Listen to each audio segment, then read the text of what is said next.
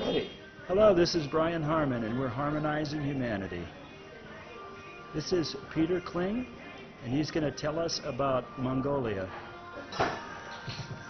Mongolia is the lonely planet, but it isn't lonely here in Ulaanbaatar.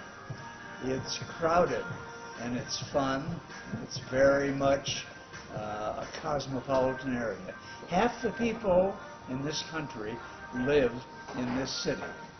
Most of them are on vacation right now while we're here, which is the month of July. But ordinarily, the streets and the sidewalks are filled with people, filled with cars, everyone acting like Southern California. Well, that's an interesting introduction there. So, where do you happen to be at this very moment? We are in a Los Angeles restaurant. Brian and I thought that we would come here because we've had nothing but Chinese food, Mongolian food, and many other types of food. But the most interesting thing of all was that Brian decided that he would eat things here in Mongolia that he had never had at home. And so, one night when we were not eating at the same table with some Mongolian guests, he decided to eat something which was purely Mongolian. And that was, hold on folks, sheep's head. And now we're talking about a real sheep's head. Brian, without shame, without hesitation, ate the lips, the tongue, the nose, the eyeballs, and the brains. Oh, and the ears. He thought it was a good meal. I thought about it and wanted to, well, it's probably not polite to say, but you know what? Brian's a brave eater with an iron cast stomach. Well, thank you for that, Peter. I always like it when people congratulate me on my courage and stamina and endurance. But actually, the brain was the best part, if you can believe it. It was kind of soft and mushy and really had a nice flavor to it, a real mild flavor. It was really good. But why don't you tell us, Peter, about what in the world are you guys doing in Mongolia, for goodness sake? There were three of us who came here at the invitation of a bright young 30-year-old Mongolian who was very well placed in this society, hardworking, bright young man, an entrepreneur, and very well positioned in this city to do some great things. We've had a wonderful time so far. He took care of,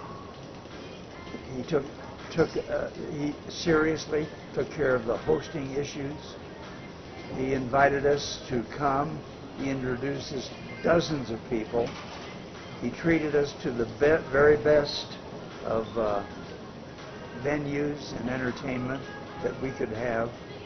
And we had a chance to talk to young business people about, not only about business and professional qualities and professional skills, but we had a chance to talk to them about doing business by the Bible and to run their business by godly principles. And they took it in, and they understood. And on the last night of the class, they repeated back to us some of the things that they had learned. It was extremely satisfying. Yes, you were talking about Nadam. Is there, let's see, the pageantry? What else can you tell us about the celebration of Nadam? The events of the celebration were about the history of Mongolia. It was very well done, very interesting. The Prime Minister of the nation spoke, and they went through the, I would say, 4 phases of the history. And then they had the main event. They started with the main athletic events. The main athletic events in Mongolia are wrestling, and the wrestlers were getting ready right in front of us. They start out with about, I think, maybe 500 wrestlers, and then they start eliminating down every day until they get down to the world's champion wrestler. We could tell by watching who was going to be the world's champion. It looks like he weighed 300 pounds, and he picked up everyone and smashed him to the ground. So, and he was the winner. But he's a national hero for the year. Not much money in it. He gets a brand new Toyota car if he's the world's champion. But of course there are other fringe benefits that go with that. Well, then we went to some of the booths scattered around the stadium and bought a few trinkets and talked to the people, had something to eat, and a little luncheon deal. And that's all right. Sure. And we had a little luncheon deal. yeah, we had a nice little lunch, and then we went to the. I think we went to the we went to the archery court then, and watched them shoot the bows and arrows. That's the other big event. Both women and men, and they attempt to hit a target about 150 yards away, and not a target that's hanging up, but they want the arrows to fall on the ground and be near where the target is. And then they have people positioned down there where the targets are. So the people with the bow and arrow, and they use a pointed arrow, are shooting where the people are, which is something which would never be allowed in America. So we watched that for a while. Then we went to the bone throwing contest, and that is throwing little bone chips. They are knuckles of sheep, and they get them to land in a certain area. It's kind of like shuffleboard on a small scale, but it's a big deal for them. And then the next day we went to the horse races. They had horse racing that day, and the horse racing, the major race is a 20-mile race. And there are about 175 contestants. And they are mostly jockeys, not the owners of the horse, and they run the distance. So we don't have a horse race. What we have is a stampede. And they run and see who is the winner there. They have two races, one in the morning, one in the afternoon, and then on the next day they have a morning and an afternoon race. It was kind of amusing. That's a long distance for a horse. And sure enough, some of the horses that we saw at the very end were barely walking in. So they may have started out on a run, but they walked. Then we went to the track racing horses, and that's done for time. And many of the people there were highly costumed, with horses that were used to running a track. The track would be about the circumference of a football field, approximately. And then they would go 3 times around, and there would be a person there with a stopwatch, and they would time them. So it was a long day watching the 3 main events of Mongolia, which would be, after the pageantry was over, wrestling, bow and arrow, archery, bone tossing, 4 of them, bone tossing, and horse racing. Nice day. We had a good time watching. That was a pretty interesting celebration there. One of the things that's unique about the horse racing is the age of the jockeys and the amount of reward they get if they win. You know, Brian, I have no idea what the reward was. Probably a small amount. But the age of the jockeys is interesting. because they were all children. They could be as young as 4 years old, and it looks like one of the winners that we saw was probably a 12-year-old, and he's the one that came in first on the day that we watched the racing. I don't know whether there's any money in it or not. There were thousands of people who would come to see the race, and they were camping. Some of them had gers, which are those round white tents. Some of them were just sleeping in cots and sleeping bags, and there were even a few teepees around. By the way, that's a reminder that the Mongolian people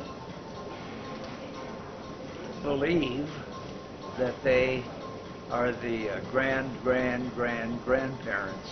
of the American Indians.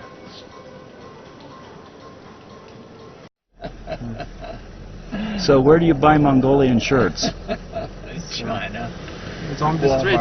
It's on the street. On the street. On the street. That's Yeah, very you can cool. find it. What's your favorite thing in this city? My bookstore. Oh, good. You have a bookstore? And also my schools. Good. And your what? My schools. Schools. Schools. How many schools do you have? 10. 10 schools. And what do you do at those schools?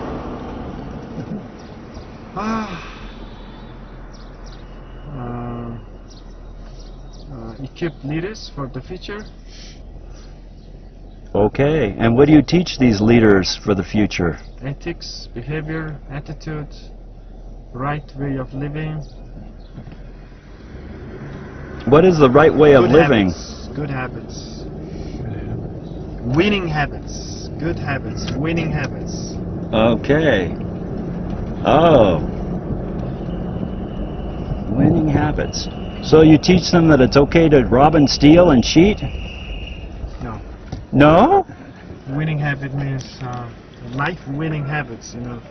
Life that matters. Life that has a purpose. Life that leaves a legacy. Oh, a good legacy, huh?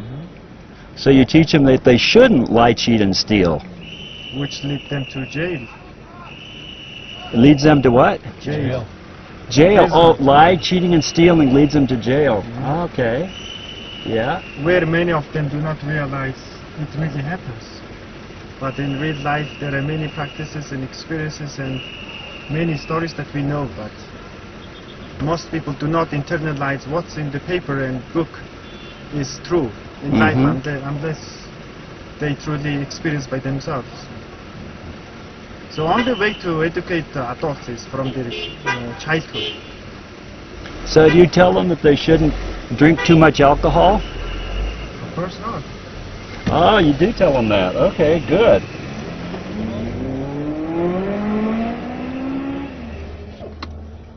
Yeah. So do you teach them about It's not an official interview. Here we are in UB, Mongolia. We call it UB because the name of the capital city of Mongolia is virtually impossible for Americans to pronounce. So they made it easy for us, so we could just call it UB. My guest right now is Sina. That's what I call him. His name is Sina Beijing. And we'll have him tell us if how accurate that is. But he's a good friend of mine, and he's an influential young businessman in UB. So tell me about your background, your parents, what you did. You're herding goats and all that stuff. Introduce yourself. Hi, I'm. When you say your name. Yeah, I am Sambayar Beijing. My given name is Sambayar, where my parents' name, my daddy name is Beijing, capital city of China. You know, the name was intentionally given after capital city of China, because my grandfather, when he was in Beijing, my daddy was given a birth from my grandmother because of that. And my English name is John Abe. I like to call this name because my English teacher from Camps Crusade for Christ in 2002 gave me this Bible name John, but John from John Apostle. And the background of me pretty much about I used to be a shepherd and herder like David did once upon a time. And I grew up in the countryside until my age of 15 almost, because I was just for the school between my age of 7 through 15, but all the rest like winter vacation, summer vacation, I was in countryside, and until I go to school, my childhood from age of 3 to 7 I was in countryside. So I was pretty much growing up my grandparents looking after cattle and herds of my grandparents. So I pretty much grew up on the mountains, and it was really enjoyable. And I graduated from Mongolian high school, and also had a bachelor from one of the international schools in Mongolia. All the lessons being taught in English language. It's called MIU. And also I've got English of Master of English Linguistics from one of the famous, actually first university teaching English as a foreign language. And I have been in lecturing or education sector and also in private sector for the last 10 years. And basically I have been doing book publishing of Franklin Covey Company by Stephen R. Covey, Sean Covey, his son, and the 7 Habits of Highly Effective People, 7 Habits of Highly Effective Teens, the 6 most important decisions you'll ever make, things like that. The books related to habits that are basically founded upon character. It's about character development to change the behavior and attitude of people, as well as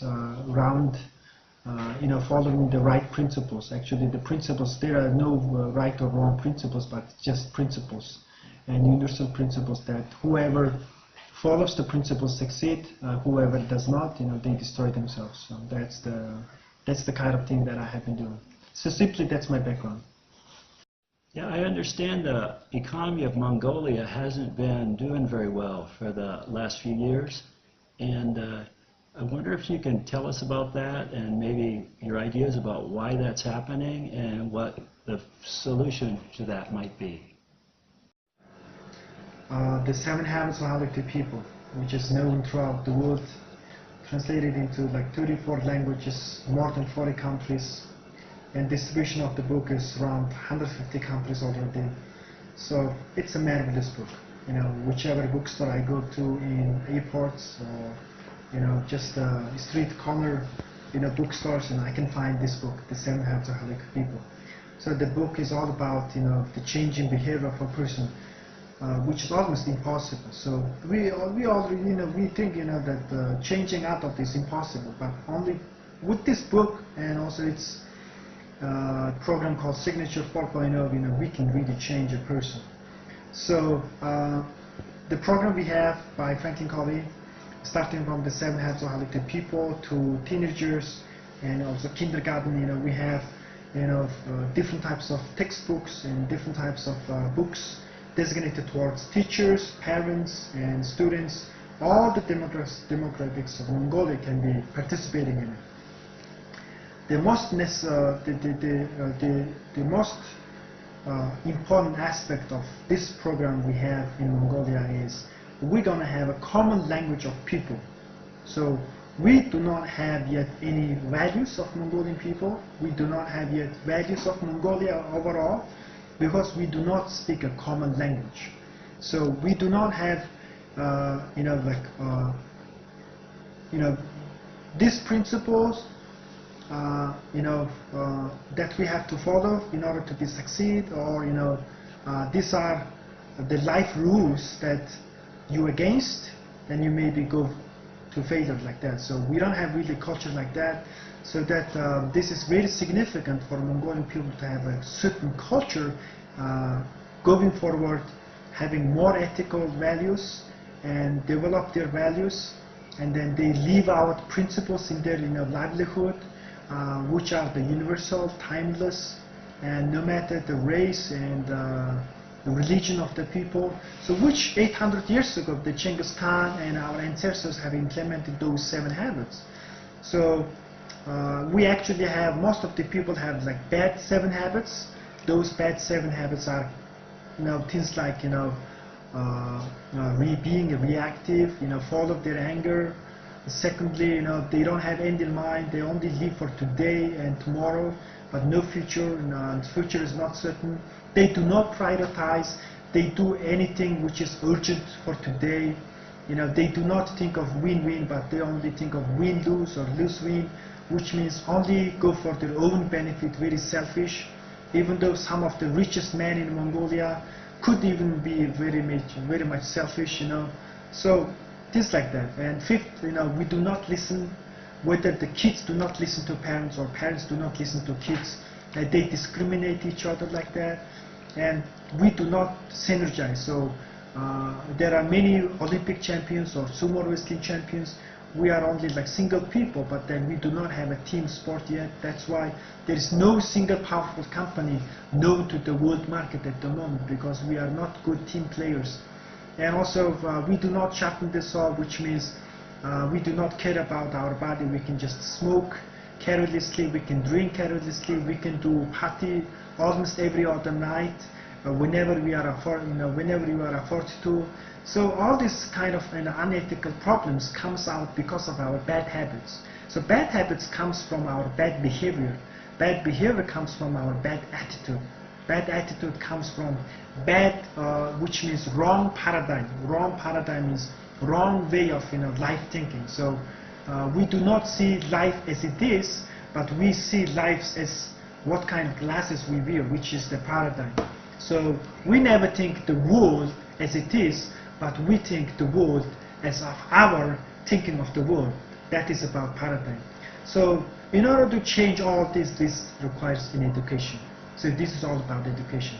So then we want to teach the habits, not only adults for 18 hours, for 3 days, but we want to change Mongolian culture by generation, which means we are teaching the habits to aged, like 3-year-old kids, 5-year-old kids throughout their life, So we're going to teach habits in their kindergarten, elementary, middle school, all the way to the college. So we have textbook for every demographics or in all the ages of Mongolian. So Mongolian kids and Mongolian people are actually very lucky. So what I mean by here is that really our company, Franklin Covey, and myself, my team, my family really dedicates toward educating Mongolians to the highest level of Mongolia, which is that of like Japan today, that of Germany, Switzerland, Singapore today, for next 10 to 20 years. So after next 10 to 20 years, definitely the west of Mongolia would be really overwhelming by materialism, which means so much buildings over there, so many luxury buildings over there, so many shopping malls or shopping centers, whichever the things that we can enjoy from life. But same time we have to change the generation of Mongolia with ethics, values, principles of life that we have to chase and follow, and which we have to obey the principles, and also good habits. Those good habits are here being proactive, which means control our temper and anger, and secondly having a vision and dream in our life, having end in our life. Thirdly, prioritize everything. We do not do urgent things, but we do the important things for a long term. We do not cut the corners, which means we only think like long term. Because of that, everything that we do deserves a quality like that. And then for win-win, so we have to think of our neighbors, we have to think of our society and public people. We have to have a philanthropic mentality and philosophy from the beginning, from our childhood, not only when you become a millionaire or billionaire, but from our childhood. And then listen to others, listen to our parents, teachers, or listen to your kids. So we can listen to everyone. Everyone has their own way of life thinking, so that we can benefit from listening to whoever speaks to us. And then 6, synergy or teamwork with others. Seek differences from others, not the difficulties from others, so that we can, respect the differences among us, so that we can really make the best team from Mongolia, best synergy from Mongolia. Although we are only 3 million of us, why not, we can conquer the market of China, more than 1.4 billion people.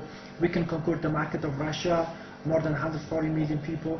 We can conquer, also market of America, which is more than 300 million people, if we have a good synergy and teamwork. So that is all about values. So it doesn't mean really about productivity, it's about values. So values carry on for long term, while productivity doesn't have a guarantee of lifetime success and lifetime satisfaction. So this is all about meaningful life. So I want our few Mongolian people, only 3 million of us, should have a meaningful life for the world and also for our country. That's why we care about ethics.